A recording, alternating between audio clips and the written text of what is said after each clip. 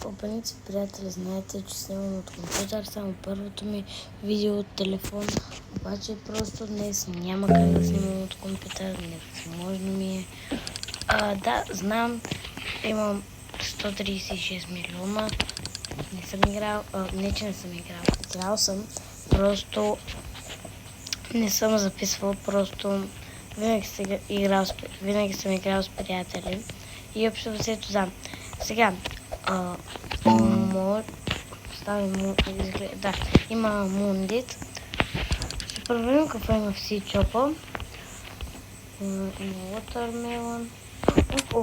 Да, така, това е добро. Защото около точно това няма. Значи, сега ще ви покажа моята градина. Имам един огромен коконот, който почти винаги е най-голямото нещо в сервер.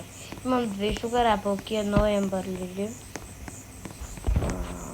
Тук имам Cowflower, Violet Corn, ето това High Fruit, Purple Dahila, имам Kiwi, Mango, което тук ще стана Moonlit и тук още няколко коконата. Също така имам и ето тук имам няколко стробета. Тук двете тези градини, тази и тази бяха пълни с страуберита и блюберита, обаче ги махнах.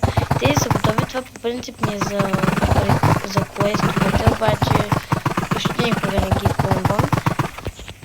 Имам банана, един кактус тук и тук още и грейп, който даже там е станал някакъв.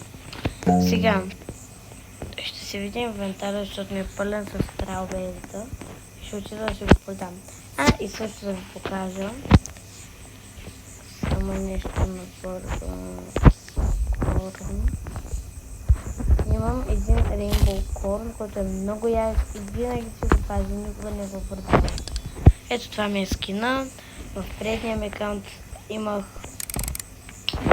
15 робокса, т.е. 40 и да, бях изхабил за едно нещо, обаче ми баннаха акаунт, което нали грам не е добре.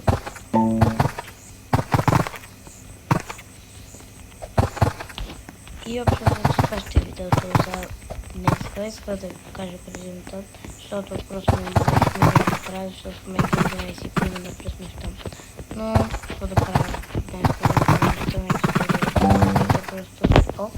само ще последвам какво има в Сичопа, ако има нещо купувам и няма. И общо взето това е. Така че, чао и до нови срещи от мен.